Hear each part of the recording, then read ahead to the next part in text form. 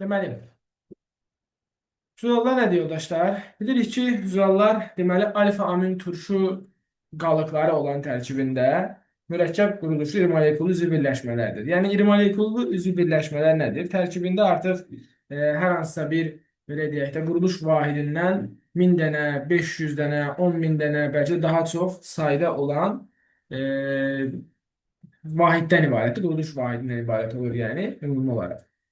Və burada bir məsələ var ki, buna diqqət edin. Alfa amin turşu qalıqları. Bax, bu açarçıda diqqət etmək lazımdır. Çünki bəzi suallarda, məsələn, yazırlar ki, nə bilim, amin turşu qalıqları olsun. İstənilən amin turşu qalığı yaranmır bizə. İminə alfa amin turşu olmalıdır. Və ya bir reaksiya yazırlar, məsələn. Reaksiya nəticəsində deyək ki, alınan amin turşu baxırsan ki, tutaq ki, beta amin turşudur. Yəni NH2 qrupu buradadır. Məsələn, belə bir nümayəndə alıblar. Deyir ki, bu aldığım nümayəndənin deməli polimerləşməsinin, polikondensləşməsindən zülal alınır.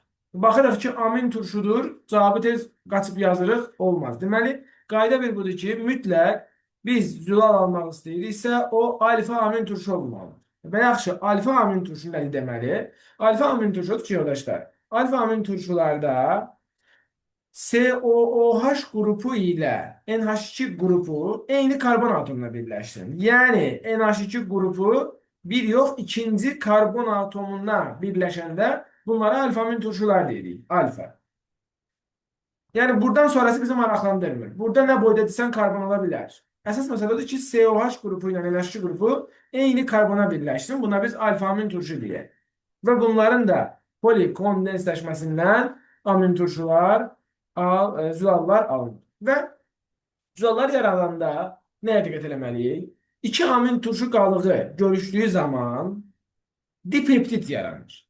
Baxın, adını dipeptit qoymuşuq.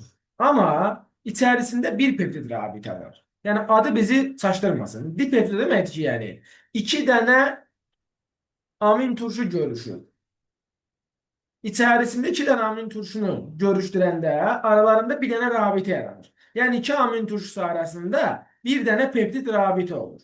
Dipeptid deyiriksə iki amin turşu görüşüb deməkdir. İki amin turşunu da görüşdürən bir dənə rabitə olan şeydir də aralarında. Və bir dənə rabitə var deməli. Və indi bir məsələ var.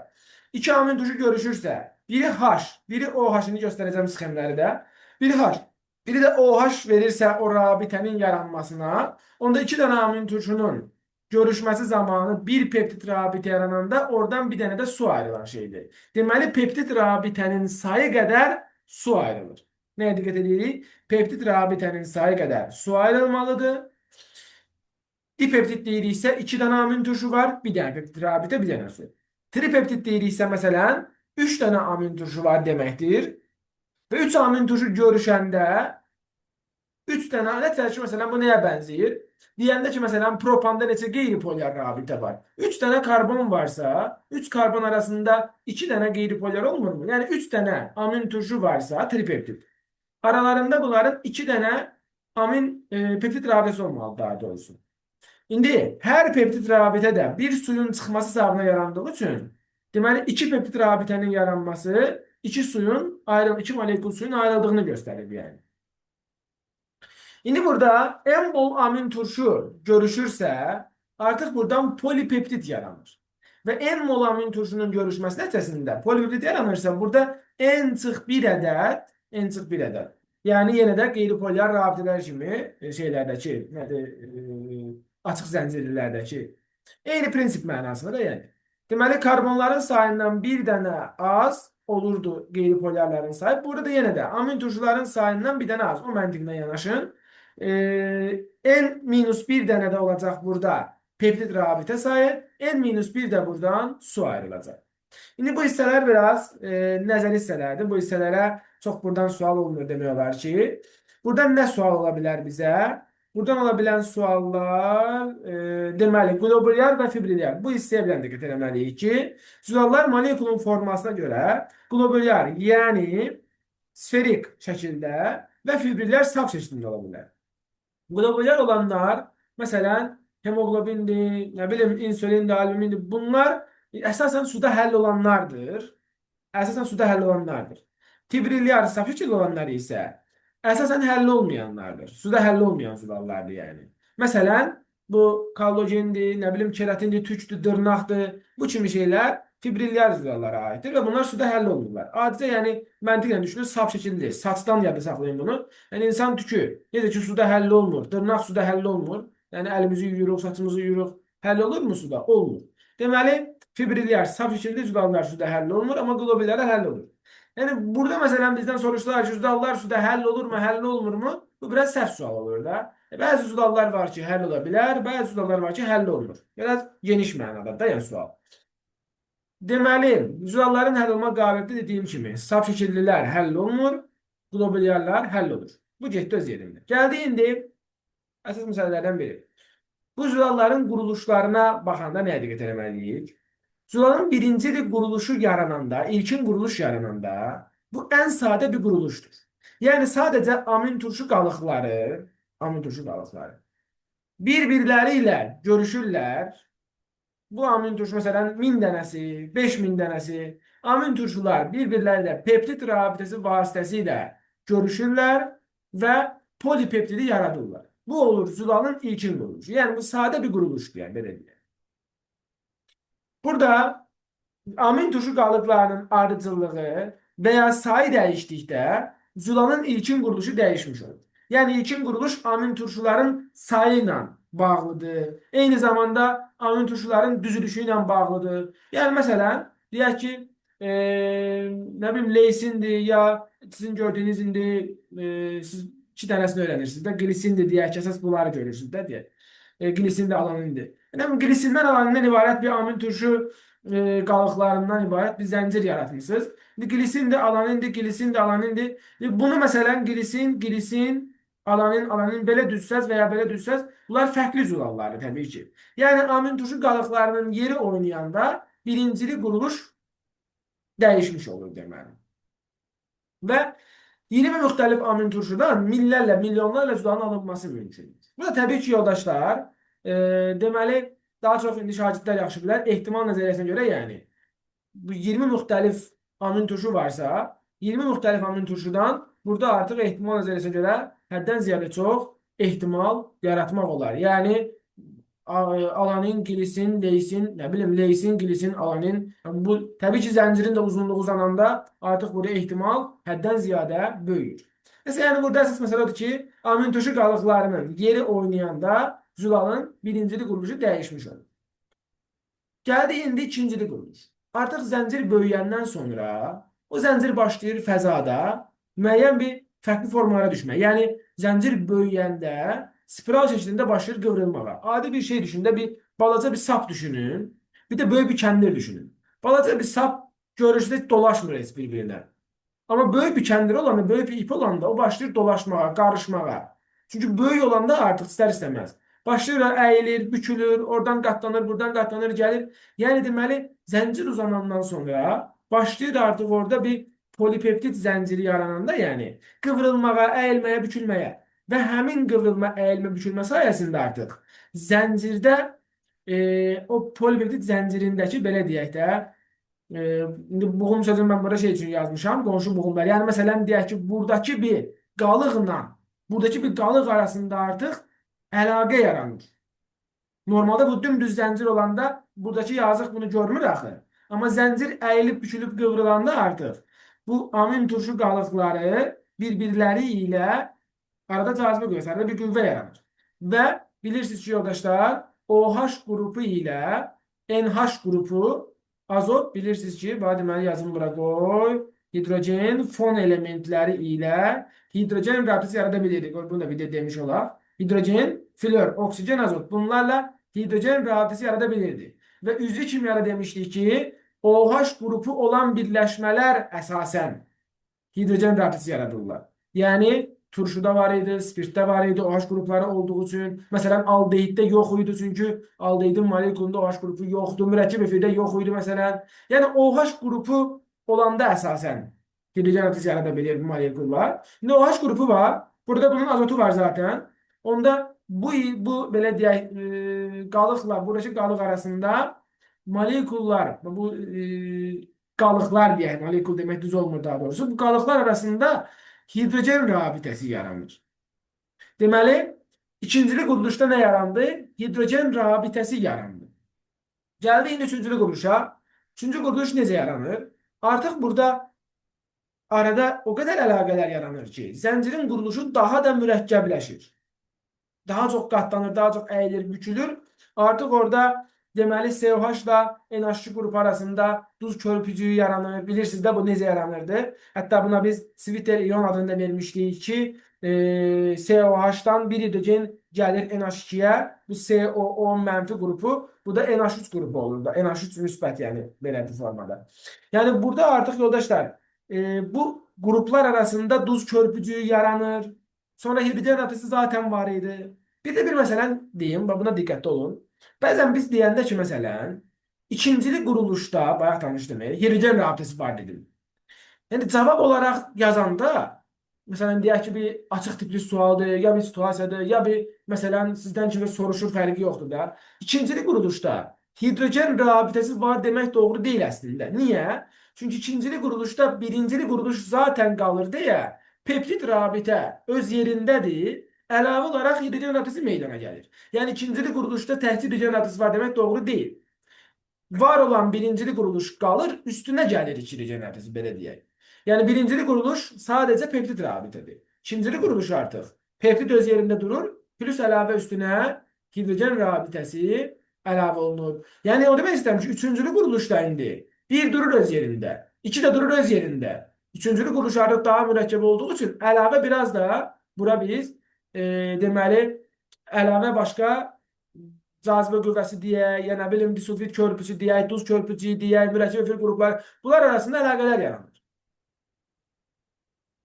Deməli, daha mürəkkəb quruluş olur üçüncülü quruluş və dördüncülü quruluş artıq burada müxtəlif zəncirlərin, yəni bir neçə polipeptid zəncirinin, 3 dənə, 4 dənə, bir neçə polipeptid zəncirinin arasında yaranır. Yəni dördüncülü quruluşun olması üçün mütləq bir neçə polipeptid zənciri olmalıdır.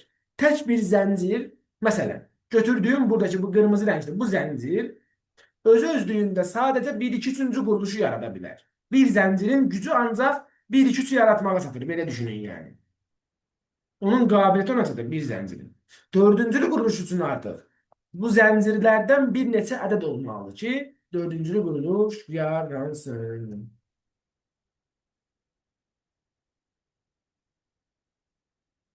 Müəllim, ilə bağlı bir şey soruşa bilərəm. Buyur. Müəllim, peptid rabitə hansı kimya elementləri arasında yaranır suallarda? Coming soon. Necə? Gəl elə, gözlə. Tamam. Göstərəcəm indi qrupu. Qrupu göstərəcəm. Deməli, bir qism julallar, bayaq qeyd elədim ki, globulyar julallar suda həll ola bilər. Bəziləri var ki, suda ümumiyyətlə həll olunur. Və fibrillər julallar, yəni sap şəkillilər, demək olar ki, ümumiyyətlə suda həll olunurlar. Və bir də ki, julallar elektrolitlərdir. Bu, sinif kitabımızda da belə bu formada qeyd olunur ki, elektrolitlərdir julallar. Deməli, indi burada biz nəyə baxmalıyıq arkadaşlar? Hidroliz. Hidroliz prosesi nədir? Hidroliz prosesi, bir dəqiqə. Hidroliz prosesi nədir? Əslində mən bunu, yox, burada, elə bildim mən burada göstərmişəm. Bir də animasiyasını açım sizə qoy göstərim. Bu sualı soruşduğum hocam. Animasiyası ayrı yerdəymiş. Hə. Deməli, bax, deyək ki, bu bizim amin turşu qalıbımızdır. Biri glisindir, biri alamin məsələn. Glisinin COOH funksional qrupu ilə alaninin də NH2 bu qrupu arasında. Bunlar, axı, belə deyək də, sən qabın içində tökmüsənsə əgər, glisinləri, alaninləri qabın içində tökmüsən, hərəsindən deyək ki, nə bilim, neçə enə molekul da deyək ki. Onlar axı qarşılıqlı təsirdə olanda, bunun COOH-ı turşu, bunun NH2-si əsasi qrup. Bunlar arasında əlaqə yaranır artıq. Deməli, COH qrupunun nəyi? Bu mürəkkəb ifilləri də var idi. COH qrupu özündən nəyi vermək istəyir? OH qrupunu ayırır burada. NH2 qrupu da H-ı ayırır burada. Nəticədə bax, fikir ver, bunların deməli ayrılması sayəsində su yaranır. Yerdə qalan hissələri də bir-birləri ilə gətirib çalışdırırıq. Nə yaranır? dipeptid yaranmış olur. Deməli, karbonla azot arasında yarandı. Yəni, bunu təbii ki, əzbərləmək yoxdur ki, mənim karboksil qrupum var, amin turşu, amin və turşu. Deməli, oradakı reaksiyada amin və turşu qrupu arasında baş verməlidir. Birinin amin, digərinin turşu qrupu. Bunun amin, digərinin turşu və ya belə-belə davam edir də belə deyək. Zəncirvari belə gedir proses. Burada deməli bunun CH qrupundakı OH, digərinin də NH qrupundakı H. Ver buradan nə ayrıldı deməli? Su ayrıldı. Su ayrıldıktan sonra yerdə qalan hissələr bir-birlərinə gəlib yapışdılar. Bu da nə yarattı bizə? Dipeptidi yarattı. Deməli burada gördüyüm qrup, fikir ver, bu qrupun adı peptid qrupudur və ya amid qrupu deyə bilərik. Onun içində gördüyümüz rabitə isə peptid rabitəsidir. Deməli, peptid qrupu budur gördüyümüz. Bu isə peptid rabitəsidir. Yəni, karbonil qrupu qaldı yerdə, karboksildən OH gedəndə yerdə karbonil qalır, NH2-dən də H gedəndə yerdə NH qalır. Bunları da bir-birinə çalışdırırıq, alırıq, dipeptid, yəni peptid qrupu, peptid rabitəsi bunlar yaranır. Və bizim aldığımız həmin o nümayəndədə, aldığımız nümayəndədə yenə bir dənə CH qrupu var, yenə bir dənə NH2 qrupu var. Bu bir dənə növbətisi ilə gələcək. Yenə növbəti tripeptid yaradacaq. Bu yandan uzadacaq zənciri, bu yandan uzadacaq zənciri, belə-belə polipeptid yaranmış olacaq. Bu formada. İndi burada bir dənə silah mikrofonları, əlavə səslər gəlməsin, mikrofonlardan zəhmət olursa. Kimdə açıqsa mikrofon. Deməli, yoldaşlar mikrofonlara nəzarət edin. Kim məsələ çıxdı mikrofon? Sözünüz varsa deyə bilərsiniz, problem yox. Deməli, hidroliz prosesi. Yoldaşlar, bilirsiniz ki, hidroliz suyun təsirindən parçalanma deməkdir. Suyun təsirindən parçalanmaq üçün bir mürəkkəb quruluşa malik olmalısan sən. Bəzən bunu uşaqlar məsələn və ya müəllimlər nə ilə qarışdırırlar? Bax, adicə karbohidratlar dərsində. Deyir ki, filan şey hidroliz elədir, filan şey hidroliz eləmir. Məsələn, glukoz hidroliz eləyir, nə bilim, disaxarid hidroliz eləmir, polisaxarid hidroliz eləyir və ya eləmir. Belə suallar olanda biz düşünməliyik ki, hidroliz nədir? Suyun təsirindən parçalanmadır. O zaman mən parçalanmaq üçün gərək bir mürəkkəb quruluşa malik olum ki, tərkibimdə müəyyən bir hissələr olsun ki, o hissələrə parçalana bilim mən. Mən bütün olsam, bir şeydən ibarət olsam, parçalana bilərəmmi? Yox. İki şeyin birləşməsindən yaranmalıyam ki, onlara parçalana bilim mən. Yəni, hidrolizin getməsi üçün, parçalana bilmək üçün mürəkkəb bir quruluşda olmalıyam. Məsələn, yenə deyirəm, saxaritlərdən monosaxarit. Monosaxarit adı üstündə bu yazıq bir dənə şəkərdən ibarətdir. Monosaxaritdir bu. Bu nəyə hidroliz edəcək? Deməli, monosaxaritlər deyirik, hidroliz eləmir deyirdik.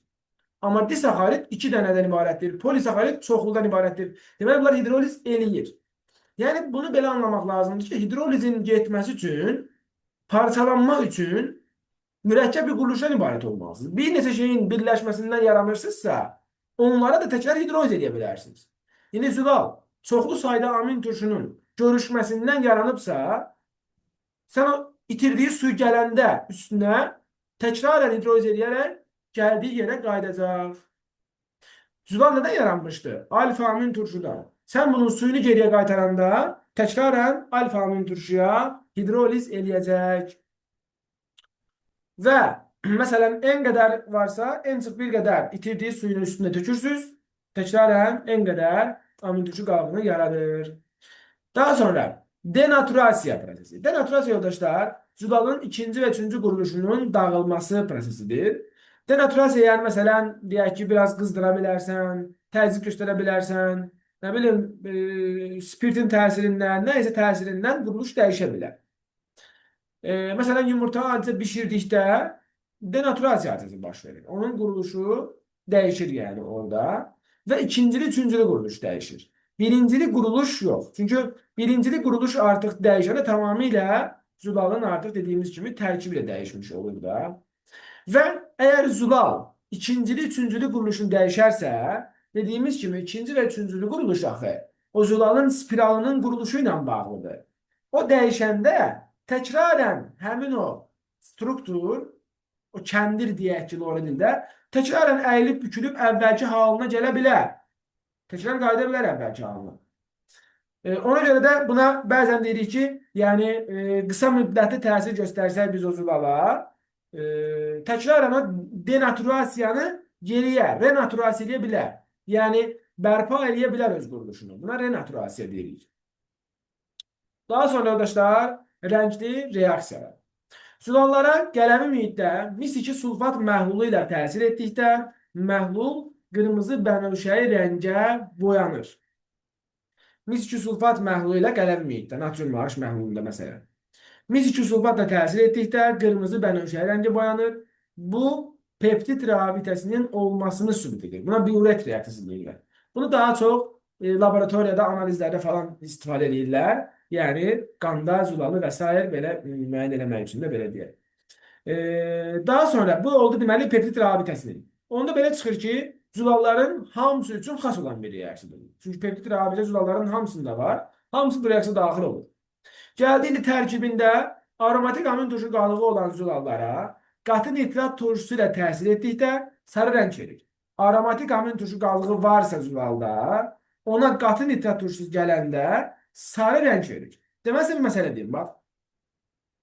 Ən çox problem nədə yaranır bəzən? Çaşdırıcı sual olanda, ilişib qalır. Məsələn, deyir ki, bütün zülalların üzərinə və ya məsələn, reaksiya verib, reaksiyadan alınır glisin və ya alanin alınır.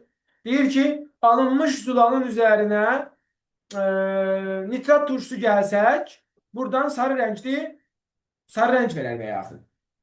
Cavabını götürürük ki, plus. Çünki nitrat turşusu gəldim, nitrat turşusu ilə də zülallar sarı rəng verir. Amma düşünmək lazımdır ki, mənim o zülalımda aromatik nüvə varmı? Varsa o reaksiyanı verir. Çaşdırmaq üçün bax belə şeylər, belə suallar var ki, bəzən məsələn heç sualı oxumuruq. Hə, zulaldır mı? Okey, başlayırıq sualın davamındakı nitrat turşusu sarı rəng, bir dənə gözümüz oranı görür elə bil ki. Diqqətli olmaq lazım ki, aromatik həlqə olmalıdır ki, nitrat turşusu sarı rəng versin. Və ya digər məsələ, məsələn, digər bir məsələ. Tərkibində kükürt olan zülallar qurğuşun 2 asetatla natrium hidroksid əlavə edib qızdıranda qurğuşun 2 sulfidin qara töküntüsünü verir. Deməli, burada nə məsələ var? Yenə eyni məsələ. Verir alanini glisini, deyir ki, buna qurğuşun 2 sulfidlə təsir edəndə qara rəngli töküntü alınır. Axı, diqqətli olmaq lazımdır. Qara töküntü plumbumla esin görüşməsindən alınır. Alanin yazıqda kükürt yoxdursa, qara töküntünü hardan verəcək bu? Və ya glisində yoxdursa bu. Deməli, verilən quruluşa baxmaq lazımdır ki, bu birinci reaksiya ümumi xasdır. Çünki peptid rabitəsi hamısında var da zülaldısa. Amma aromatik amin turşu qalığı olanlar sarı rəng verir. Nə bilim, kükürdü olanlar qurğuşun sulfidlə, 2 sulfidlə qara töküntü verir. Buna da diqqət eləmək lazımdır. İndi buradan sonrası heç. İndi nə edirik? Mən bunun üzərində bilirəm 99% müəllimləri də, şagirdləri də ortaq suallar vermişsiniz ki, onlardan nümunə sualları mən izah edeyim bir neçə. Ən çox bilirəm. Buyurun, müəllim.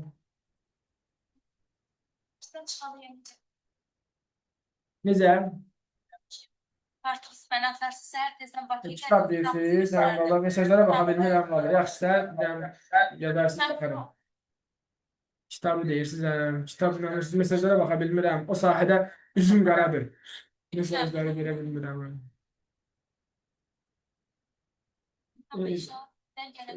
Yaxşı, sən mənə inşallah yığarsız zənci inşallah görəcəm. Deməli, zulallardan məsələlərə baxaq, mən biraz məsələ izah edəcəm ki, qoy məsələlərin, bilirəm 99% hansı məsələləri soruşulacaq onsuz ki, həmin məsələləri izah edeyim, sonra da nə sual var, hamısına bir baxarıq, problem yoxdur. Deməli, gələk normal məsələlər, normal dediyim, yəni biraz orta tipli dipeptid məsələlərindən başlayaq, üzü çətinə doğru gedək. Gedək üzü küləyə, görək nə gəlir bizə burada suallardan. Məsələn, 110-dan başlayaq. Deməli, amin turşu deyir ki, nisbi molekul kütləsi A-dır. Əmələ gətirdiyi Polipeptiddə peptid rabitələrin sayı 3'tür. Əmələ gətirdiyi polipeptiddə peptid rabitə sayı 3'tür. Yoldaşlar, əgər biz peptid rabitəsi düzdür, polipeptid yazmasa yaxşı olardı burada. Məsələn, xoşum gəlmədi heç bu. Tripeptid yazmaq olardı. Çünki polipeptid daha çox sayda mənasında istifadə edilir əslində. Yəni bir xeyli də, yəni belə deyək. Nəsə indi burada 3 dənə peptid rabitə varsa, deməli bu tetrapeptiddir ki, 4 dənə amin turşu olmalıdır ki, 4 amin turşusunun arasında, 4 amin turşusunun görüşməsindən 3 dənə peptid rabitə yaranır. 1, 2, 3. İndi 4 dənə amin turşu görüşdü. Birinin emeli A'dır. Biri A'dırsa A. Yəni 4 dənə A görüşdü. 4 dənə A'nın görüşməsindən arada peptid rabitənin sayı qədər su ayrılır. Yəni 1, 2, 3. 3 dənə aradan su ayrılır. Əgər 3 dənə su ayrılırsa, deməli buradan 36, bir də 54. 54 qram buradan su ayrılır. Deməli 4 açıq 54 olar. Bunun nisbi molekul kütləsi. Bu formada yoldaşlar belə sualları işləyirik. Aydındır. Deməli burada yoldaşlar belə suallarda həmişə nəyə diqqət edirsiniz? Arada ayrılan suyun sayı peptid rabitənin sayına bərabərdir. Və onların ikisinin də sayı, yəni peptid rabitənin də suyun da sayı. Dediyimiz o tetrapeptid sözündəki tetradan, peptapeptid sözündəki nə bilim pentadan və s. nədirsə də artıq bir dənə az olur. Sadə məntiq budur yoldaşlar. Bundan əlavə heç bir şey yoxdur yəni valla. Belə yəni necə deyim, sualları gözünüzdə böyütməyin birinci növbədə. Valla problemin böyüyü budur. Sual gələndə elə bil ki, elə bir sualı yazan uzaylıdır, əcaibdir, kimdir. Bizim kimi insanda sualı yazan da. Deməli, reaksiya daxil olan amin turşular. Glisin. Nə yaradır? Dipeptid yaradır. Dipeptid 2 dənə glisinin görüşməsidir. 2 dənə glisini görüşdürüb dipeptid yaradacamsa əgər, onda 2 dənə glisinin görüşməsindən arada bir dənə peptid rabitə yarandığı üçün bir dənə aradan su ayrılır. İndi bir dənə su ayrılırsa bu 18'dir də emeli deyək ki. 2 dənəsi görüşəndə glisini 2'yə vurursunuz 75 vur 2. Çıxaq bir dənə su ayrıldı 18. Yəni 150 çıx 18 olacaq aldığımız nədirsə artıq o.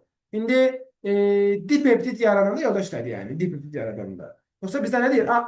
Üzrsən. X'in şeyi deyilmiş bu heç. Yəni burama elə baxdım ki, elə dedim glisin. Nəsə bu olsun bir dənə sual deyək ki, glisinin dipeptidini tapdıq biz. İndi glisinlə X deyir görüşüb, glisinlə X'i görüşdürürük. Üzrsən, suala çıxmamışam. Glisinlə deməli X'i görüşdürdük, aldıq dipeptid. Bilməliyik ki, glisinlə X'in görüşməsindən yaranan dipeptid o da yenə bir dənə suyu itirərək yaranır. Onda dipeptidin, yəni bunu həmişə belə yazın. Bax, belə yazın.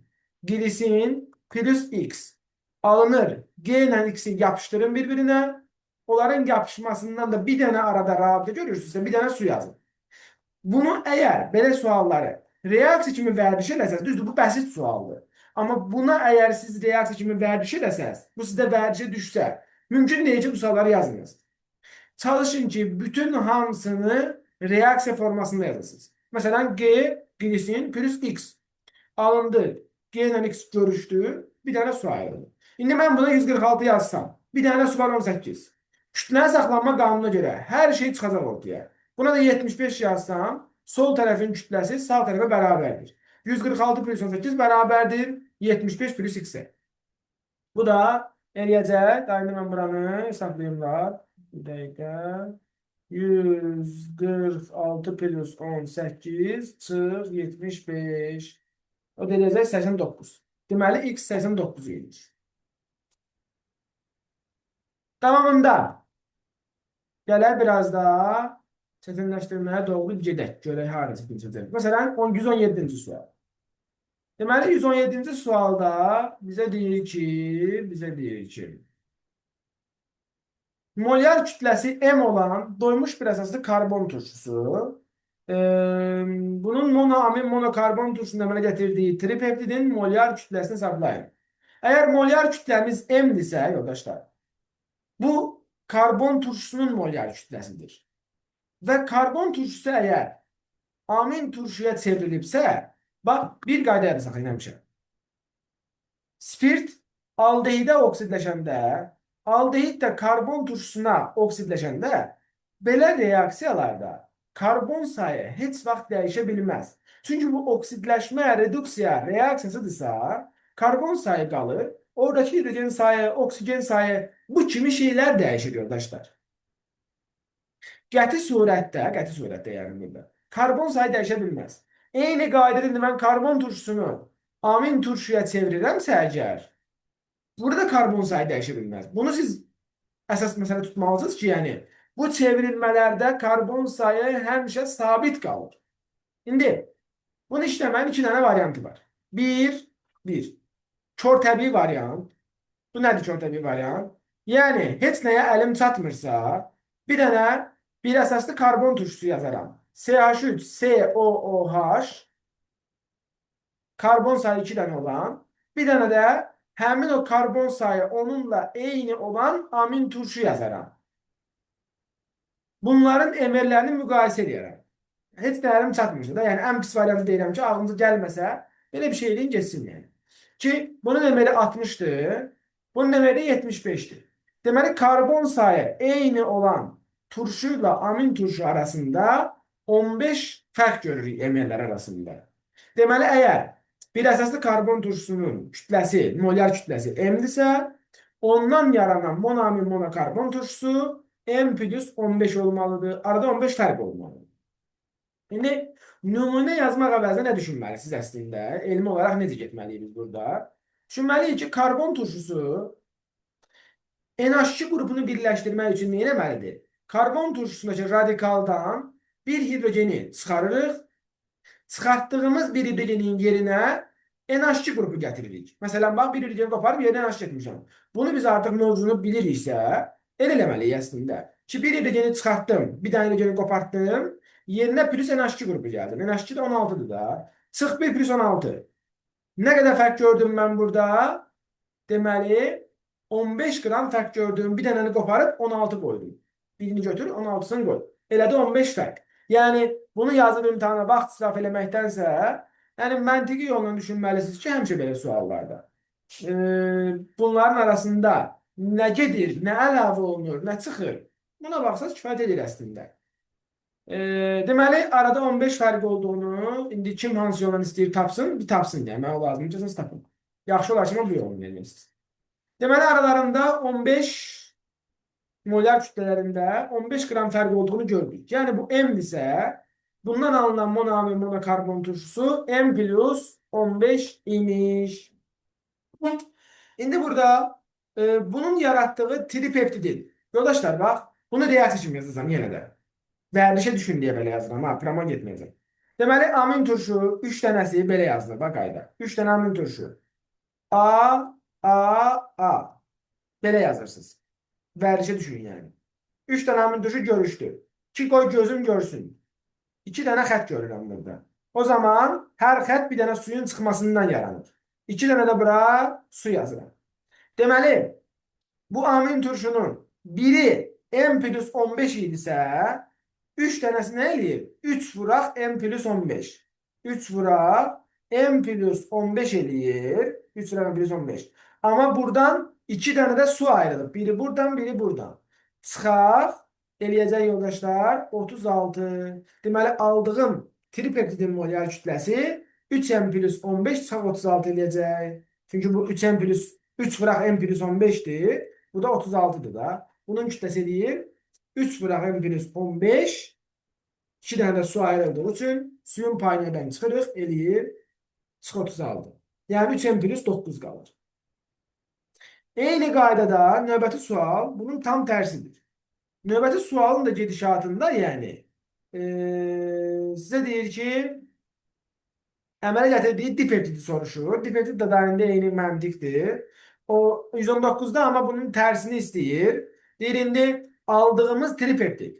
Yəni yenə 3 dənə amin turşu görüşdü. A. Bunu yarattı mı?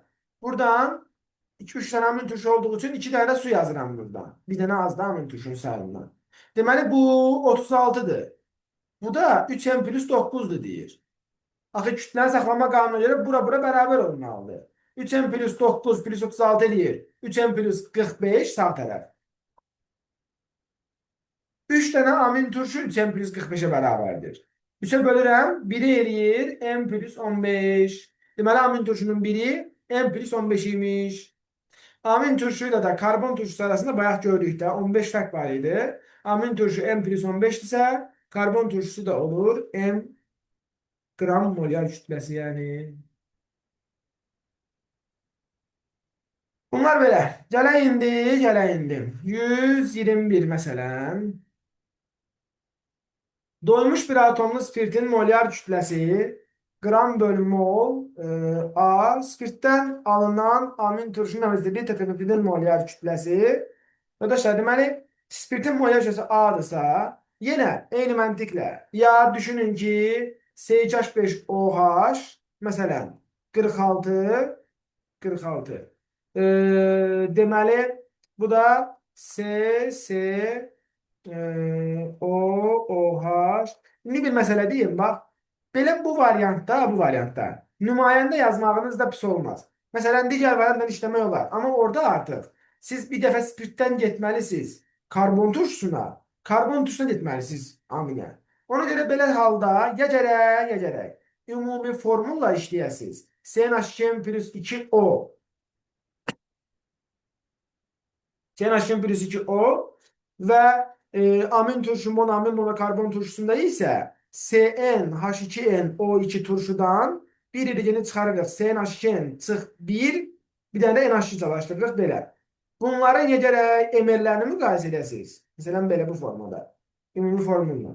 Çünki biz axı monamin, monokarbon turşusunu spirtdən promoy ala bilmirik axı. Bu spirt hələ çevriləcək nəyə? Karbon turşusuna, aldehidə sonra karbon turşusuna. Bu karbon turşusu amin turşusu çevriləcək. Ona görə bunların molyar kütləsinin müqayisəsi belə halda. Məncə nümayəndə ilə müqayisə eləmək daha pratik olar düşünürəm. Deməli, bu 46-dır, bu da 75 səhv eləmirəmsə. Aralarında fərq nə qədərdir? 20, 60, 29. Aralarında 29 fərq görürəm emerlər arasında. Yenə nəyə diqqət eləməliyəm? Bayaq da deyim kimi, aldehid, spirt, turşu, monamin, monokarbon turşusu bu çevrilmələrdə karbon sayı sabit qalan şeydir. Çünki mən oksidləşdirirəmsə, reduksiya edirəmsə, oradakı oksigenlə dişim, hidrogenlə dişim, onları alıram, onları verirəm. Karbon sayını toxunmuram mən orada, bu çevrilmələrdə. Ona görə karbon sayını eyni saxlayıb, bunların emerlərini müqayisə edirsiniz. Görürəm ki, 24 fərq var, 29 fərq var arada. O zaman bu A-dırsa, bunun yarattığı monamin, monokarbon turşusu A plus 29'dur. Yenə vərdişdən ötürü ağarırıq, reaksiyamızı yazırıq, tələsmirik ki, çünki sual olanda belə sual olmayacaq çox güman ki. Biraz daha çətin olacaq deyə çətin öyrəşirik də bizim də.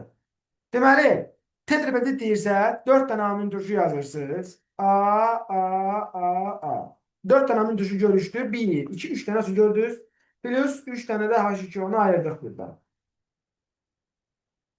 Daha sonra nə edirik? Bunun molar səsini tapmaq üçün 4 dənə amin turşu. 4 vuraq A plus 29 və bunlar görüşəndə 3 dənə su ayrıldığı üçün çıx. Arada da 54'ü buradan çıxırıq. 4 vuraq A plus 29 55.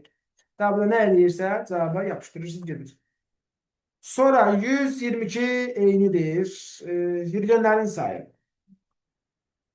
123-cü sual. Deməli, monamin, monokarbon turşusu əmələ gətirdiyi dipeptidin molekulunda hidrogen atomlarının sayı.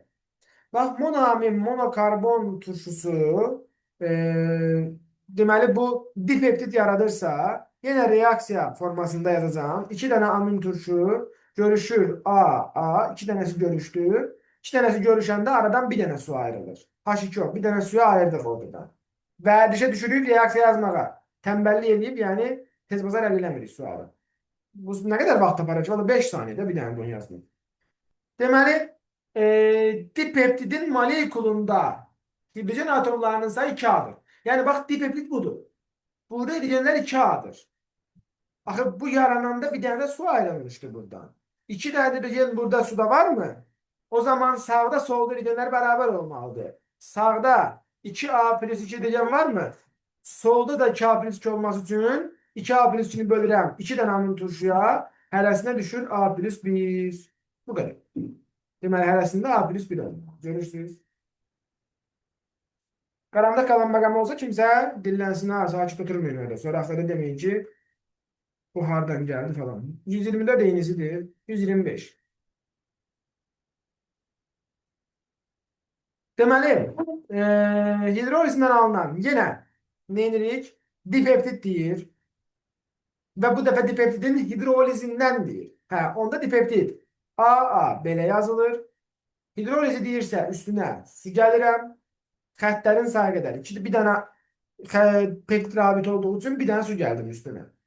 Alınır buradan 2 dənə amin turşu.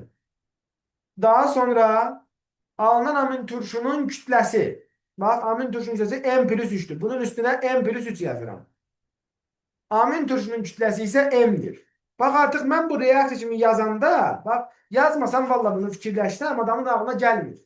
Ama bunu yazanda adamın gözünün qabağına görünür ki artıq bu M'dir, bu M plus 3'tür. Aşkar görünür ki bu 3'dür dedim.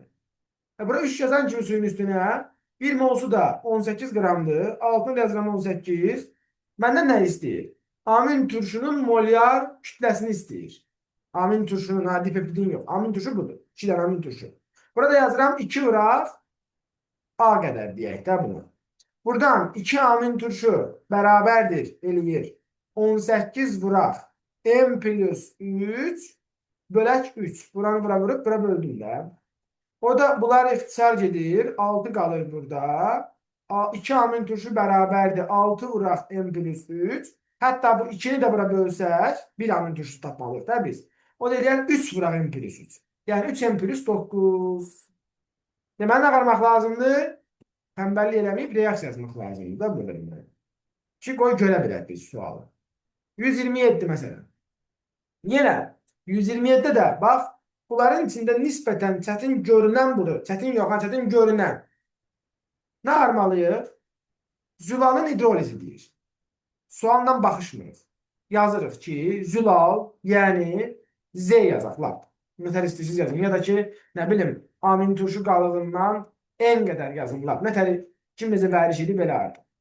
Lap Z ilə yazsaq, problem zülalda, yəni qısaca başınızı qatmayın. Bu amin turşunun. Deməli, hidrolizi üçün, zülalın hidrolizi üçün bilirsiniz ki, amin turşuların sayından bir dənə az su tələb olunurdu bizdən. Bunun hidrolizi üçün, yəni zülalın hidrolizi üçün en çıx bir sayda su gəlirsiniz bunun üzərinə. En çıx bir sayda su. Bunu gəldik. Bunu biraz qaralama olmadı ki. Yəni bunu gördünüzdə artıq formul en qədər amin turşu polipeptid yaradır da. Bunu Z yazıram sizə, zülal yəni. Üstünə en çıx bir sayda su gələndə o en çıx bir sayda su bütün amin turşuların itirdiği suları geriye qaytarır ve en qədər amin turşu alınır. Çünkü en qədər amin turşu görüşəndə aradan bir tane az su ayrılıp zülal yaranmıştı bu istiqamətdə. İndi mən onu geriye qaytarıram bu tərəfə doğru. Reaksiya yazıramsa problem yoxdur deməli. Reaksiya hazırsa sual hazırdır. 12 qram zülal. Üstünə 12 yazıram. Alınan məhsul 12,54. Üstünə də 12,54 yazıram. Mecbur da burada 12, 12,54. Suyun da üstüne kalır 0,54'te. Özü görünür artık orada her şey. Zülalın emeli 50.000. Buraya yazıram 50.000. Ne değil bize? Alınan suyun amin turşu molekülü, yani en istəyir bizden. Hə? Amin turşu moleküllərinin sayı. Şimdi burada da yazabilirim ki kütlədə. En çıx 1 vur 18 yazmalıyam da məntiqlə. Düzdür? Çünkü suyun kütləsi 18'dir. En çıx 1'dən molu. Buradan yazacağım. En çıx 1 vur 18 bərabərdir 50.000 vur deməli 0,54 böl 12. Sonra bunu bir anda 18'e böləcəm. Bu deyəsən yoldaşlar 125 mi eləyir? Nə mi eləyir? Bak bölümsün çünki o. 125 eləyir buradan. En çıx 1 125 eləyir. En çıx 1 125 eləyir. Axı mən də sizdən nə istəyirəm burada? Suyun molunu istəmirəm, suyun molekul sayı istəmirəm ki. Mən sizdən amin turşu molekullarının sayını istəyirəm, yəni N istəyirəm. N də bərabərdir 126-ya. Görürsünüz? Deməli nədir problem? Reaksiyanı yazmamaqdır problem. Suala mən də baxsam, deyirəm Allah hardan girişim 50.000, 12, 12 demək aləm qarışır bir-birinə. Amma onu reaksiya kimi yazanda qramının üstünə 12, 12.54, suyun nə qədər olduğu görünür. ML-lərin də altına yazırsınız. Sual gül kimi alınır da yəni. Başqa burada baxın görək nə var burada başqa. Dipeptid 136, 137 bunlar bəsitdilər mənə elə gəlir ki. Yenə siz deyərsiniz, mən bir dənə ümumi baxım hansılar çətin görünürsə. 142, 145, 146 baxaq. Hə, bunlar. Bax, bu biraz deyərdim ki, daha çox riyazi yöndə bir sualdır. Yəni, glisinlə alanin 1-in 3-ə nisbətində görüşüblər. Və 11 dənə peptid rabitə var. Əgər 11 peptid rabitə varsa, mənim 12 amin turşum var deməli. 12 amin turşunun da 1K, riyaziyyətə bu necə deyirik? 1-in 3-ə nisbətində, yəni biri 1K olanda biri 3K'dır. 4K bərabərdir 12-yə, K bərabərdir o da nəyə? 3-ə. Deməli, bundan 3 dənədir, bundan 9 dənədir. Yəni 12-ni 1-in 3-ə mütənasib hissələrə bölürük, belə deyək. Aydındır? 12 dənə amin turşu var. 11 peptid rabitə olduğu üçün 12 dənə amin turşu var. 12 dənə amin turşunun deyir, glisinlə alanin 1-in 3-ə paylanıblar. Var yəni zəncirdə. Onda biri 1K olanda biri 3K'dır yəni. 4K bərabərdir 12, K bərabərdir 3. Onda bu 3'tür, bu da 9'dur. 1-in 3'ə nisbətində. Və ya məsələn, o birisi deyəsən elə bunun eynisidir ki, nəsə eyni sualdır deyəsən. Sual notlara tekrar düşmüşdü. O tekrardan yəni alındıra bilmədim də, yaza bilmədim. Qrupa atdığınız sualı. Bir o suala baxa bilərik zəhmət olmasa bu tipdə idi. Baxarıq, görək nə deyir orada bizə. Deməli, yoldaşlar. Bir dənə burada baxın görün, burada başqa nəsə gözümə dəyən maraqlı bir şey varsa. Məsələn, neçə qram tetrahidrid alınar? Gəlin də 148-də deyim. Burada çətin görünənlərə baxaq. Sonra heç olmasa sizin nə suallarınız var, orada da baxarıq. Deməli, 75 olan amin turşunun, bu, indi bilirik artıq ki, kimdir bu? Glisindir. Amma tanımasaq da, yazaq ki, amin turşu, kimdirsə bilmirik. Tetrapeptid yaradırsa 4 dənə amin turşu var. Tetrapeptid belə yaranır, bax. 4 dənə amin turşu. Yazırıq, ha, belə qayda ilə həmişə standart yazırıq. Yəni. Plus 3 dənə də su yazırıq. 3 dənə də H2O. Deməli, daha sonra deyir ki, 75-dirsə bunun molyar kütləsi neçə qram tetrapeptid alır? İndi 75'i yoldaşlar vurmalıyıq 4'ə, eləyər 300 məncə. Çünki 75'in 4 dənəsi görüşür. 70 vur 4, 300. Çıxılsın 3 dənə su. 3 dənə suda nə qədər edir yoldaşlar? 54. 300 çıx 54, nə eləyir? 246 mı eləyir? Deməli, aldığım tetrapeptidin emeri eləyir 246. Üzərinə yazıram. Nə qədər alınıb? X qram alınıb deyir. Su 3 vur 18, 54. Suyun üzerine yazıram 2.7. Buradan da x çıxırayım. Sonra burada başka. Monoamin monokarbon düzenleme sayı. Yani arkadaşlar bu %52'de bayağı işlediğim sualın bir ters formasıdır. Monoamin monokarbon turşusu amin turşu molekulunda hidrojen atomlarının sayı 5'tir. Deməli amin turşudur. Bu dipeptid yaratmaq istəyir. Onda 2 dənə amin turşu görüşməlidir. Dipeptid yaratmalıdır. Aradan bir dənə su ayrılmalıdır. 2 dənə amin turşu görüşəndə hərəsinin 5 hidrogeni varsa 5, 5. Axı aradan suyun ayrılması zamanı çıxan hidrogenlər bunların içindən getdilər, düzdürmü? 10 dənə hidrogenden ikisi suyun içində getdisə, qalır bu dipeptidə 10 dənədən 8'i qalır yerdə. İkisi getdi çünki. Və ya məsələn deyək ki, indi 3 dənəsi görüşsəydi, 2 su ayrılardı. 2 suda 4 hidrogen gidərdi. Yerdə qalardı 15 dənədən 4 hidrogenden 11'i. Hərəsində 5 dənədən 15 dənə deyir. Qalar deyirdi 11. Yəni bu məntiqlə yoldaşlar bu sualları həll eləyirik. Deməli, özümüzün molyar kütləsi burada, aha, Burada bir dənə 132-yə baxa bilərsiniz. Məndə sıfırı rəsmi çıxır. Həm 32-dən, həm 33-dən. sıfırla nə olan şeydir ki? Necəyəm? Mənim cavab sıfırdır. Sıfır da yəni nə olan şeydir? Sıfır, şey. Daş Baxır mənəcəm. sıfıra hara qoyursan, baxır sıfıra hara qoyursan da yəni. Deməli, Zülal molekulunda kükürdüyün kütlə payı 0,32'dir. Bu molekulda bir kükürt atomu varsa, Zülalın orta molekul kütləsini müəyyən edin. Deməli, bu 32 qram olan bir şey əgər 0,32% kütlə təşkil eləyirsə, bu bütün kütləyə deməkdir, 100% deməkdir. Yəni, bütün Zülalın kütləsinə qədər 100%. 100% nə qədər olar bəs? 100 vur 32 böl 0,32. O da eləyər 3200 böl 0,32. 2 dənə sıfır buradan artıraram. O da eləyər 32-dən 10.000 eləyər. Ay mənim gələm Reis müəllimlə danışam. Bəli. Onda 100 yazmışam.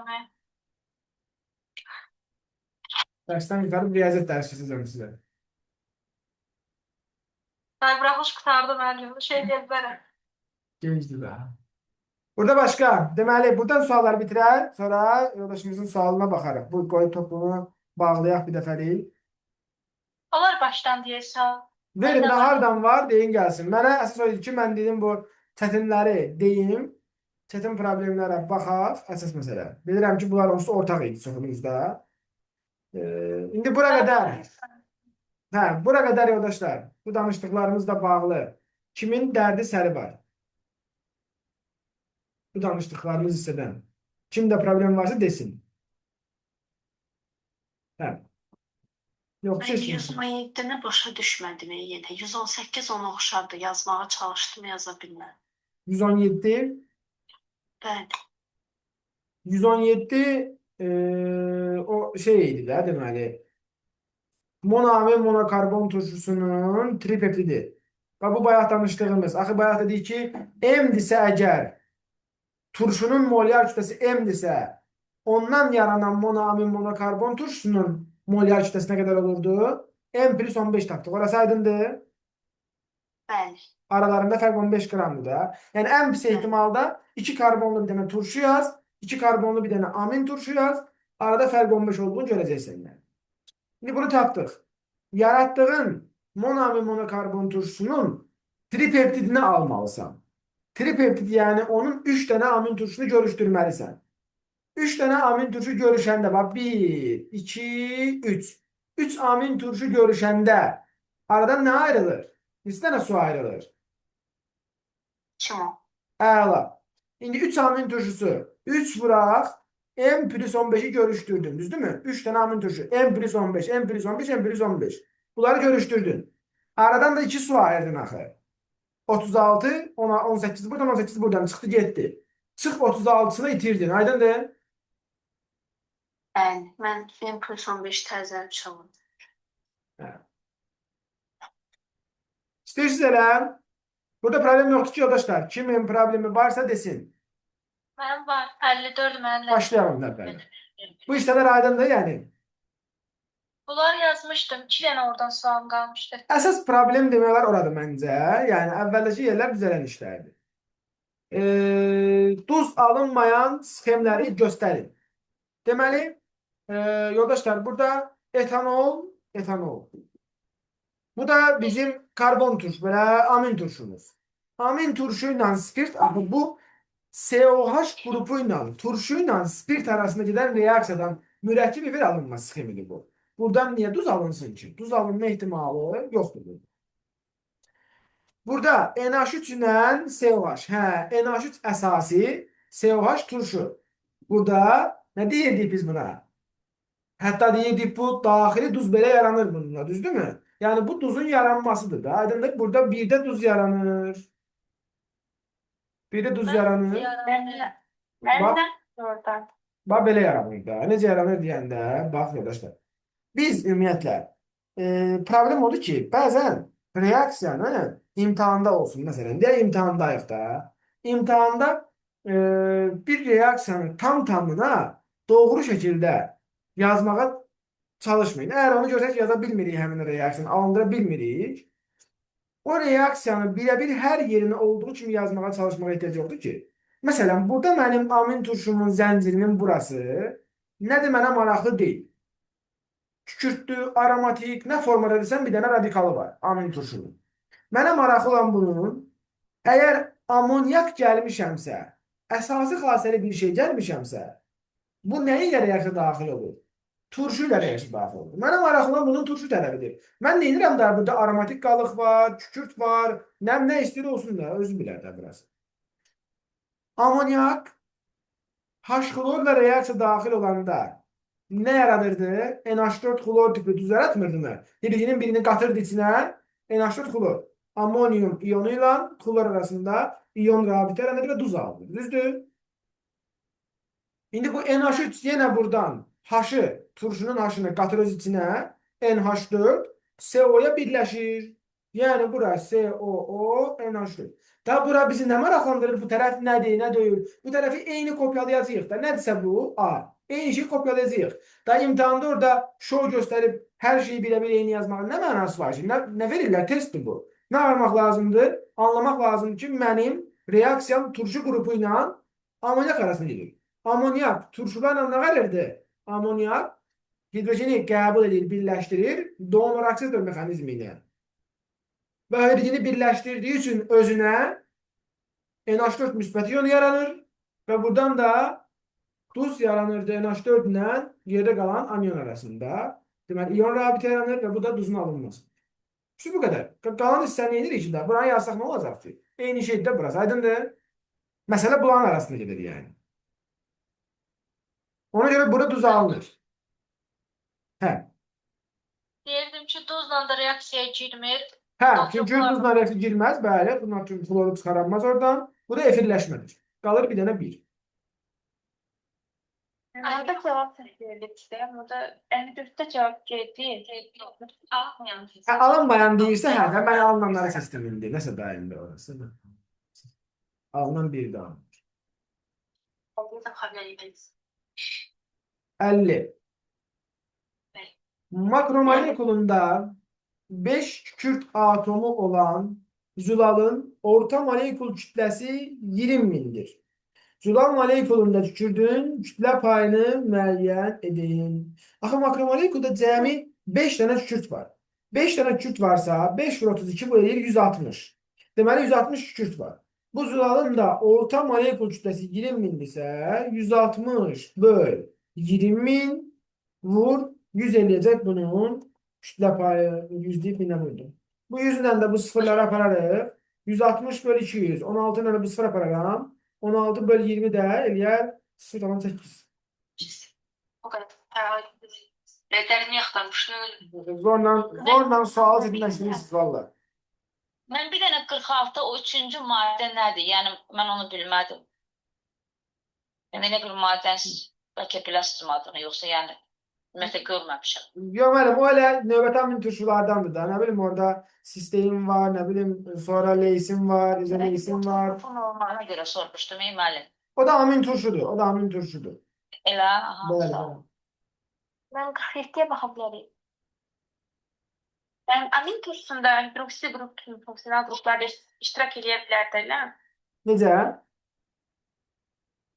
Bəli, müəllim, orada kükürt ola bilər. Bəli, bəli, orada kükürt ola bilər. Bəli, təbii ki.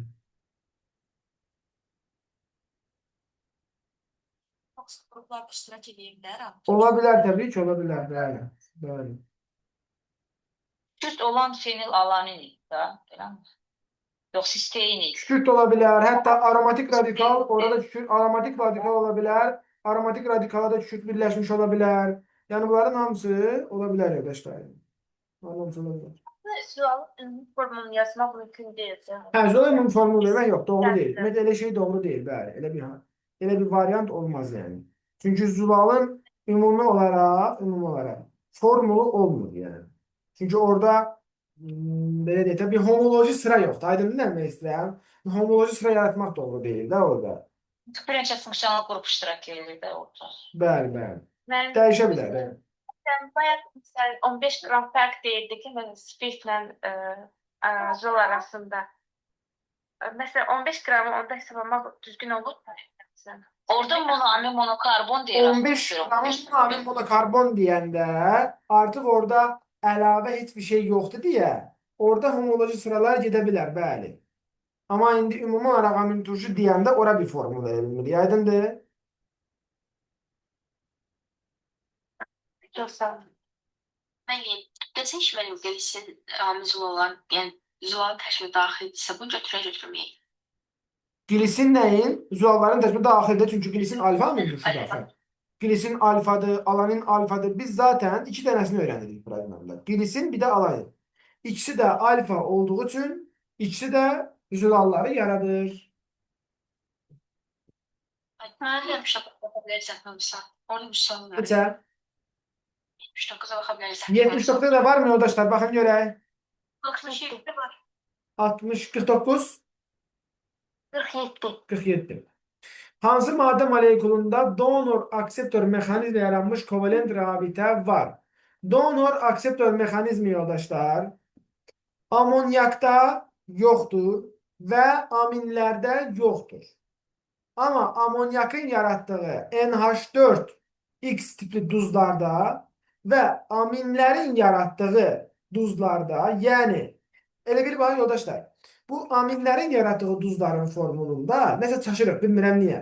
Bax məsələn, mən NH3 tutaq ki, H-xlor birləşdirəndə NH3 gəlir bir dənə H-xlordakı H-ı bir cüt elektronlu qoyur elə bir ortaya, onu qatır öz içinə NH4 xlor yaradır, düzdürmü? Yəni azotun 3 dənə öz digeni qalır öz yerində, mübadilə mexanizminə yaranmışdır. 4-cü digeni burada donor akseptorla birləşdirir və xloru da gəlir ora iyon rabitə ilə birləşir. Birləşir deyəndə yəni əlaqə yaradır. Və nəticədə olur bu duz. Və bu duzda deməli donor akseptor mexanizmi var, düzdürmü? İndi yoldaşlar bunu biz aminlər kimi yazanda, aminlərin formulu kimi yazanda qarışdırırıq biraz. Bax, mən tutaq bunu belə yazmışam da hal-hazırda. Bunun formulu NH4 xlordur. İndi buradakı digenin əvəzinə mən R yazsam, nə dəyişəcək ki? Heç bir şey. Məsələ buradadır. Bunu mən R əvəz eləsəm, bunu R ilə əvəz eləsəm, lap bunu da R ilə əvəz eləsəm, nə fərqi var ki? Yəni orada gördüyün hidrogenlərin hamısı R ilə əvəz oluna bilər. Bundan başqa da. Çünki bu buzun yaranması zamanıdır. Ona görə NH4 xlor mu yazmışıq? Buradakı digenlərdən birini R ilə əvəz eləsəm, R, biri getdi R ilə əvəz olundu. Qaldığı yerdə NH3 xlor. Bu da həmin o amonium iyonu kimi həmin mexanizmlə yaranan bir duzdur yəni. R'in ikisini, R'dən 2 dənə mi elədim? Onda N'də 4 dənə digen var idi NH4 xlorda. İkisi əvəz olunca ikisi qaldı. R NH2 xlor. Yox, R'i 3 dənə mi eləyəcəm? R3, onda N H xlor qalacaq. Yəni azotun yanında ümumi olaraq 4 dənə hidrogen olmalıydı. 3'ü əvəz olundu, biri qaldı. Biri əvəz olundu, 3'ü qaldı. İkisi əvəz olundu, ikisi qaldı. Yəni məntiq budur, yoldaşlar burada. Ona görə bu tip birləşmələrin hamısında amonium iyonu formasında olduğu üçün deməli donor akseptor mexanizmi var. Yəni D bəndində. Aydındır? Bəli, aydın, çox sağ ol. Sonra 67 var.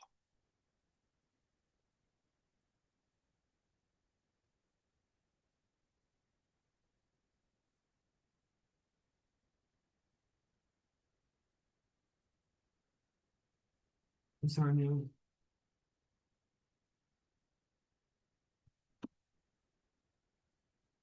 ...67. Hansı ifadələr doğrudur? Peptit rabitəsini azotla karbon əmələ gətirir. Azotla karbon. Yəni, bu biraz yaxşı cümlə gəlmədi mənə, nəsə. Düzdür ifadə olaraq. Yəni, bayaq seçmişdim axı mən onu. Karbonil qrupuyla NH arasında yaranır, düzdürmü? Bəli. Hə. Azot atomu ilə karbon atomu arasında yaranır. Belə daha yaxşı yazmaq olardı cümləni. Beta amin turşular sulu məhlulda bipolyar ion əmələ gətirmir. Gətirirlər. Deməli, burada bax, məsələ nədir? Yoldaşlar, istər bu beta amin turşu yazıb baş qarışdırırlar. Yəni sağ göstərib sol vurmaq üçün bir şeydə vurur. Beta amin turşu nə mənası var ki? Amin turşudursa, orada amin qrupu və turşu qrupu varmı? Onda turşu öz hidrogenini məhlulda H müsbət kimi itirər. Bu H müsbət gələr NH2-yə birləşər. Nəticədə müsbət mənfi qütblər yaranar. Bu da duzun yaranması deməkdir. Bipolyar ionun yaranması deməkdir. Beta amin turşu, alfa amin turşu zülalın yaranmasında fərqlilik yaradır. Aydındır? İyonda fərqi yoxdur ki. İyonda yəni turşu və əsas oldu bizə kifayətdir yəni. Alfa amin turşuların polikondensli məhsuludur. Buna amin, düzdür. Və diqqətli eləyin, diqqətli olun burada. Polimerləşmə yazsalar səhvdir. Polimerləşmə məhsulu deyil.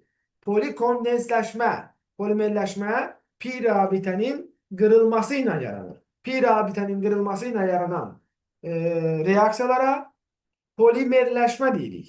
Amma nə bilim nişasta, selüloza, amin turşu bunlar polikondensləşmə ilə alınır.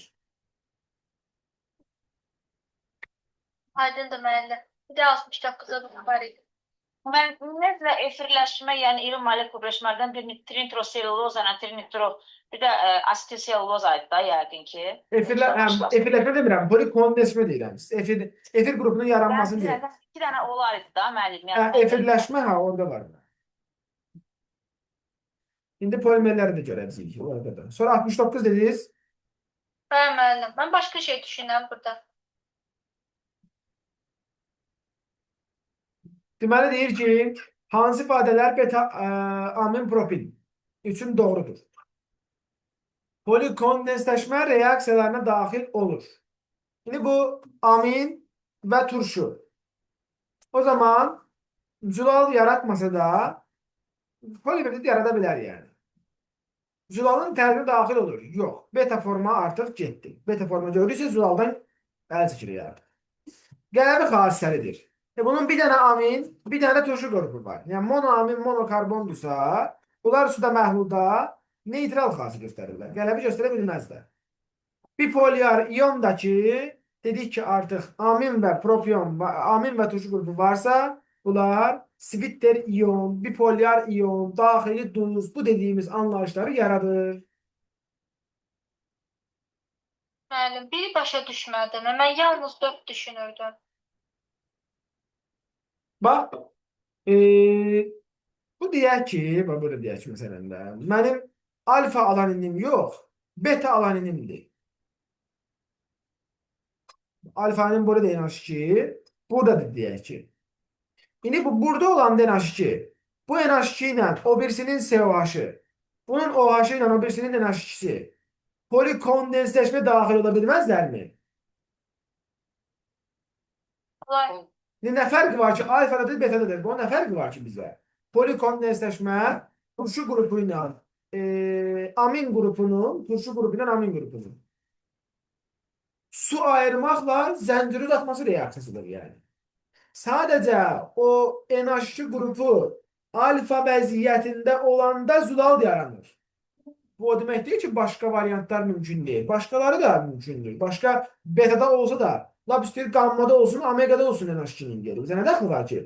Zəncir yenə də polikondensləşmə reaksiyasına daxil ola bilər.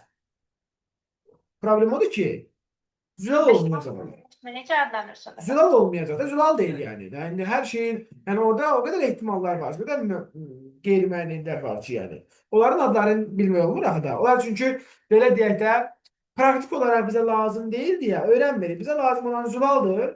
Zülallar da ki, hamısı alfadan yaranır.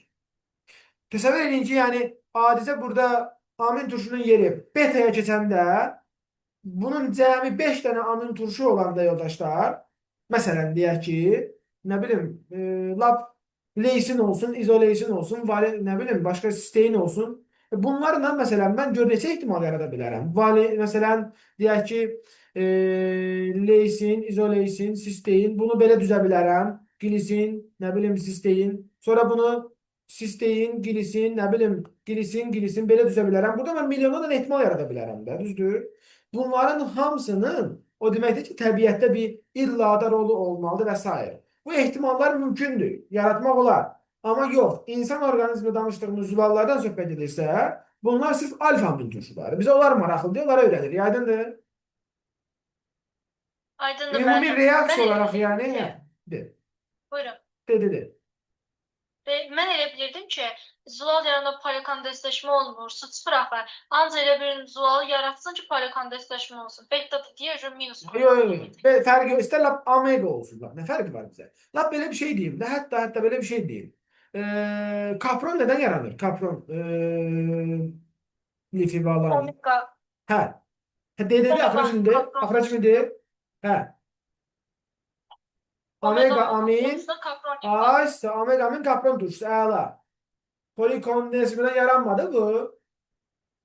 Hətta Adamı öz sözü ilə səhv çıxartdı. Hətta omega amin görürsən, hətta nə bilim o birisi, nə bilim N6-cı olsun, elə deyil, onlar hamısı yaranır da, düzdür? Bəli. Görürsən, onlar deməli fərqi nədir ki? O proses NH2 ilə CH arasında. Sonra 105-106 var. 105'lere kadar sual. 105'lere kadar sual. Ne varsa değil.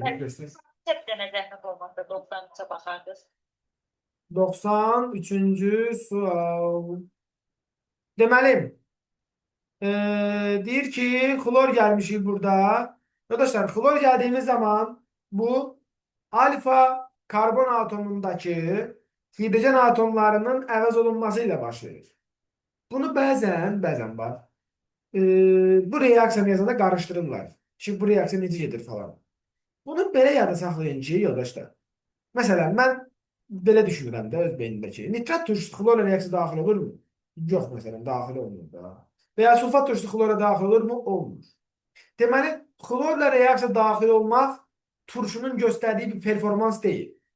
Xlorla reaksiya daxil olmaq kimin performansıdır, kimin göstəricisidir, kimin reaksiya daxil olma qabiliyyətidir? Alkanlarda var əvəz olunma. Yəni bu turşunun görəcəyi bir iş deyil xlora reaksiya. Bu kimə aid ola bilər bu reaksiya? Bu radikal hissədəki alkan necə ki əvəz olunmaya girirdi, buradakı alkandan qalan nə? Alkil radikalı həmin o əvəz olunma reaksiyasına daxil olur. Aydındır? Bunu belə yadınızda saxlayın. Formal yadda saxlamağınız üçün deyirəm. Aydındır? Və bu əvəz olunmada həmişə alfa vəziyyətindəki karbon atomunda baş verir. Çünki CH qrupu elektron sıxlığını istiqamətləndirir bu tərəfə, buradakı hidrogenlər əvəz olunmaya daha meyilli olurlar. Onda mən burada deməli COOH hidrogenin birini xlorla əvəz elədim.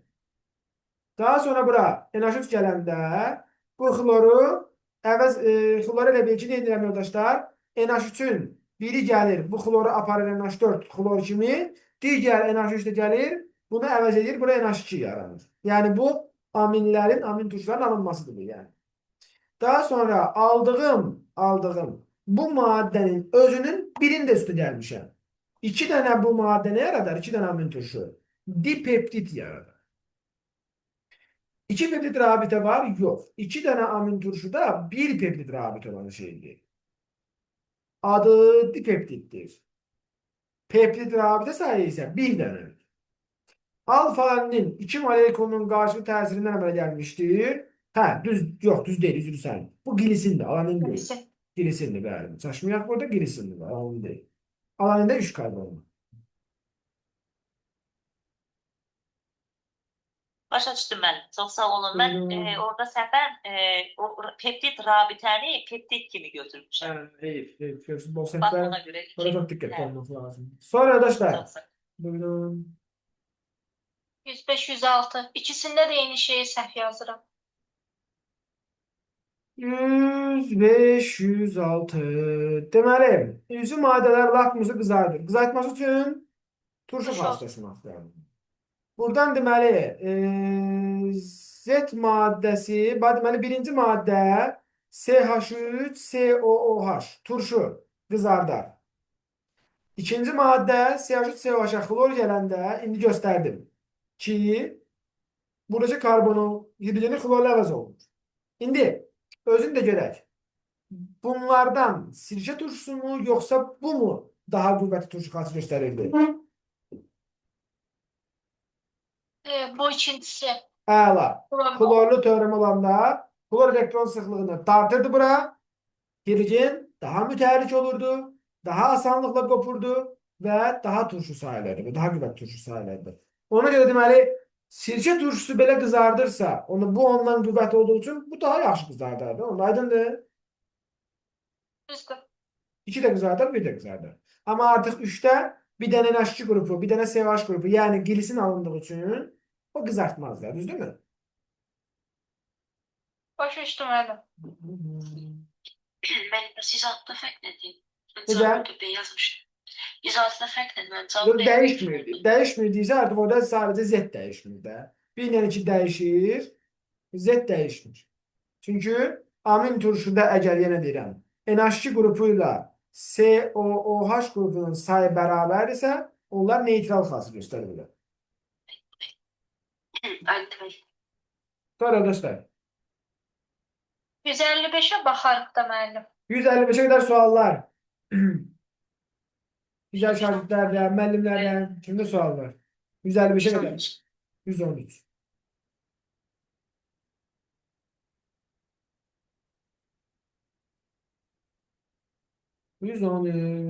Bu qədərində 7 qram azot olan alfa amin turşu belə ustadlandırır. Deməli, alfa amin turşu, monoamin monokarbon turşusu da hamısı görürəm ki, monoamin monokarbon turşusudur. Deməli, yazıram ki, bilirsiniz ki, artıq monoamin monokarbon turşusudursa, düzdür, yazsalar yaxşı olardı variantda da. Alfa amin turşu indi burada əlavə nələrsə də ola bilərdi, alfa amin turşu da hətta. İndi yaxşı olardı ki, yazardılar ki, monoamin monokarbon turşusu. Amma bir dəqiqə, burada bir məsələ deyim, yoldaşlar sizə mən.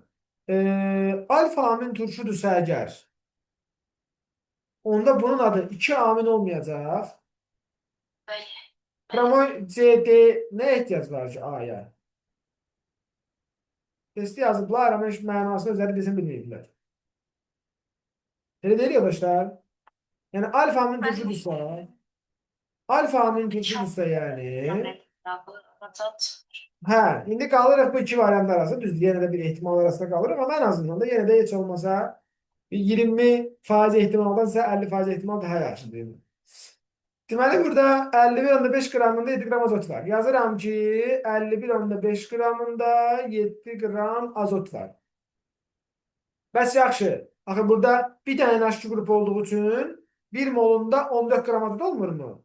14 qram azot bəs neçə qramında var? Taparam bunu 102.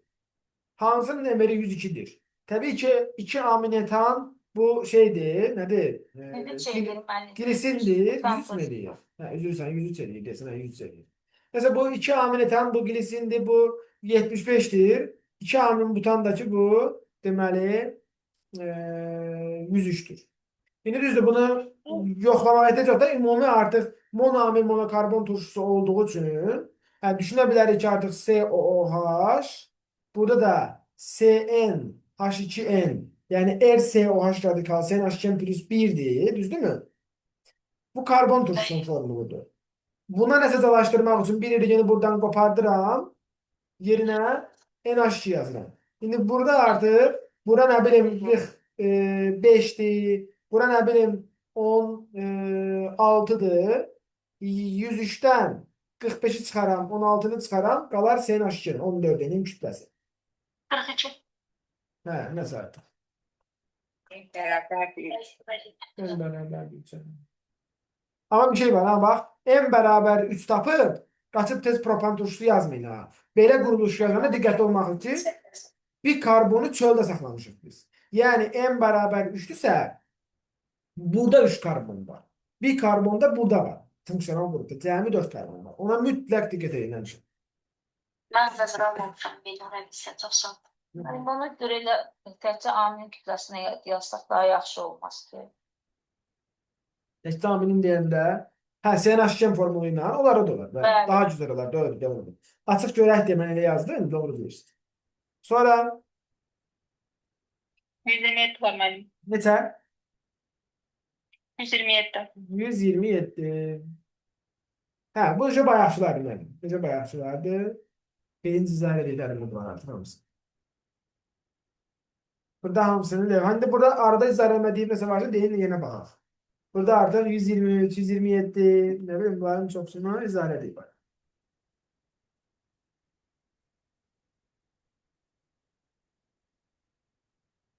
Yəni növbəti dərs bizə sınaq olacaq. Sınaq Evet hocam ben. Onu yazmıştım ama haricen vaxtları.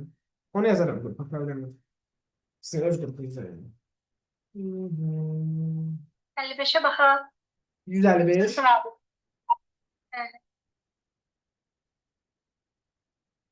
Məncə cavabda səhvlik var. Amma Benim qorxuram. bilmemizde burada səhvlik var. Çünkü orada değil, mümkün değil axı. Bir tane siz de bakın. Eləmə də sualım. Ne uygun değil? Dur bəndə razıyam müəllimə. D Bir bəndi. bəndinə bir dənə zəhmət olmasa baxın müəllim siz. Deməli D Bəli. bəndində SOH, SS. Burada deməli H-klor birləşəndə Markovnikovun əksinə. Yəni hidrojen erigeni çox olana yox, az olana birləşir, xlor bura birləşir. Düzdür yoxsa? Markovnikova Allah rəhmət eləsin. Markovnikova baxmamışam. Kim baxmalı ona? Kim baxmalı ona bəy? Düz deyirsiniz. Aslında yenə də səhv gedirik. Hə. Yer bəyəndin ailəyəmişəm, getmirəm. Yaxşı. Deməli yoldaşlar, doymamış karbon turşusu olan bu akril turşusuna H-klor gələndə SOH qrupundakı bu oksigen, bunu animasiyadan göstərmişdim sizə. İndi slaydı açmıram da bir də. Buradakı oksigen elektron sıxlığını dartır bu istiqamətdə. Nəticədə bu vinil radikalındakı elektron sıxlığı yönəlir bu tərəfə doğru. Ona görə də H-klorun birləşməsi alkenlərdəkindən fərqli baş verir. Yəni hidrojen erigeni çox olana yox, əksinə az ona birləşir. Bu ancaq akril turşusuna görürük biz bunu. Akril turşusunu. Deməli burada əksinə baş verdi. İndi xlor bura birləşdi, H da bura birləşdi. Daha sonra bizə nə deyir? Reaksiya daxil olan və alınan maddələrdə. Reaksiya daxil olan maddələr asimetrik yoxdur. Çünki 2 qat rabitəli karbonlar olduğu üçün hamısı demişəm ki, 2 qat rabitəli karbonlar asimetrik ola bilməzlər. Niyə ola bilməzlər? Çünki asimetrikliyin şərti odur ki, bir karbon atomuna 4 müxtəlif qrup birləşsin. Bir karbon atomuna 4 müxtəlif qrup birləşən asimetrik olur. Ona görə 2 qat rabitəli karbonlar limitləndiyi üçün pi rabitə ilə artıq 3 müxtəlif şeylə görüşmə ehtimalı olduğu üçün pi rabitəli karbonlar asimetrik ola bilmirlər. Bu getdi. Ona görə də daxil olan maddələri də D bəndində heç bir asimetrik deyil. Alınan maddələrdən bu 2 dənə hidrogeni var, bunun da 2 dənə hidrogeni var. Karbonlara birləşənlərin 4'ü də müxtəlif olmalıdır. Burada deməli heç bir asimetrik deyil. Daxil olan nə alınan asimetrikdir. Deməli asimetrik karbon atomu yoxdur. 2'ye gedir də, bu 2'ye D gedir də. Nə deyir? Siz deyirsiniz. Bəs Y. Bəli, biz səhv eləmişik. Hə. Heç birinə aid deyil. Yetmir. Ola bilər. Ümumiyyətlə bu testin qaydası odur ki, nədir? Hər hansısa bir variant heç birinə aid olmaya bilər də, yəni seçim testlərində. Məsələn, burada indi hərəsinə bir dənə brom birləşdirirəm. Qırıram 2 qat rabitəni. Hərəsinə bir dənə brom birləşdirirəm. Bax, hərəsinə bir dənə brom. Bunun 2 dənə hidrogeni var. Asimetrik ola bilməz. Hə, bax bu karbonun ulduzlayıram. Hidrogen fərqlidir. Brom fərqlidir. Belə bir dənə bir şey fərqlidir. Belə bir dənə bir şey bu da fərqlidir. Bu karbona birləşənlərin 4'ü dahi fərqlidir. Deməli bu asimetrikdir. Tamam mı? Nə istəyirsiniz ki, bu maddədə? Daxil olanlar deyil, alınan asimetrikdir. Var mı bir cavab? Daxil olan deyil, alınan asimetrikdir. Deyil, yoxdur. Yoxsa götürmürsünüz də, nə istəyirsiniz ki? Başa düşdüm mən. Əla. Başqa sual? Mən ətraflara 4'ə baxa bilərik. Baxaq.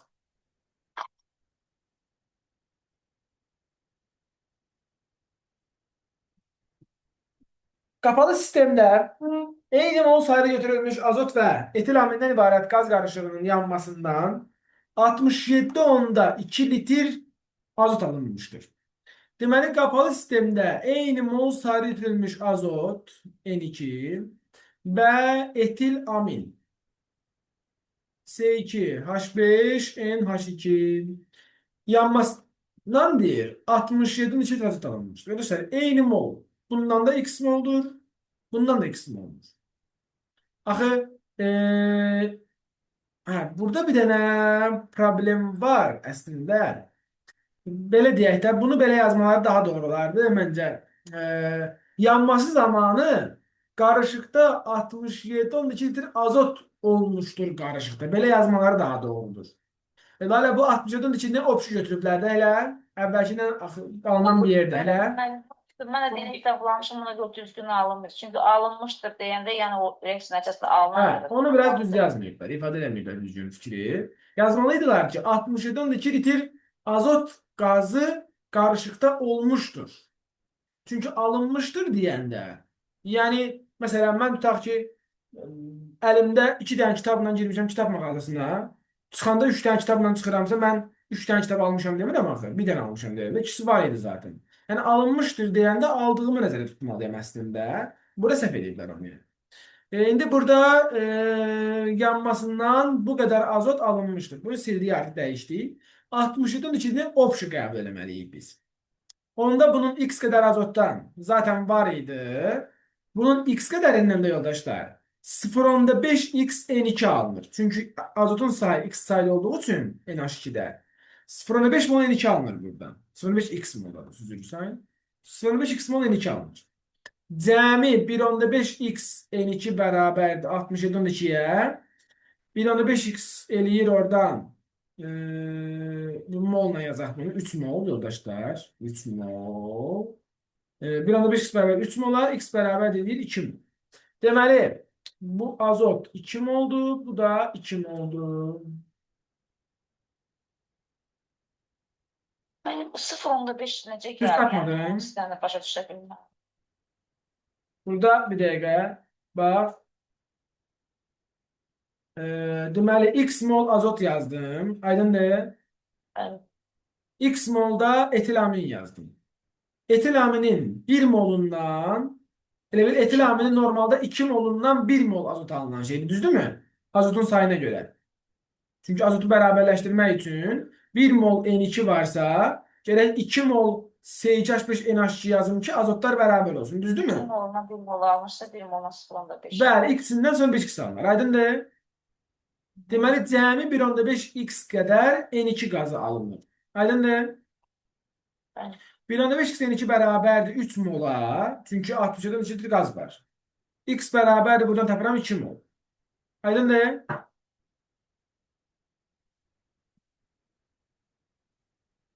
Deməli, 2 mol bundan var, 2 mol da bundan var. Problem var mı arkadaşlar burada?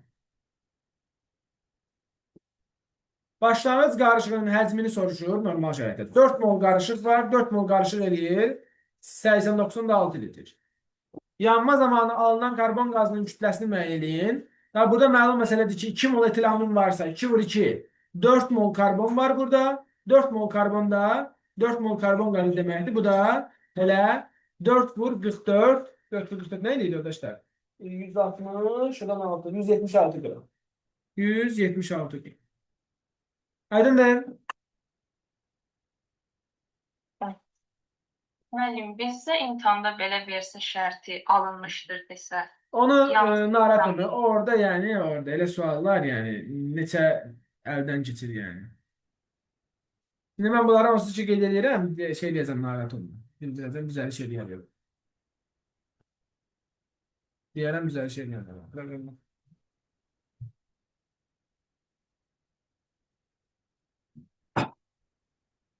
Sonra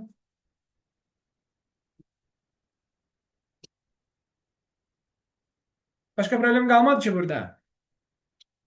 Mevzularda çok problem yaşayırdınız. İnşallah indi bu problem həll olmuş olar. İnşallah.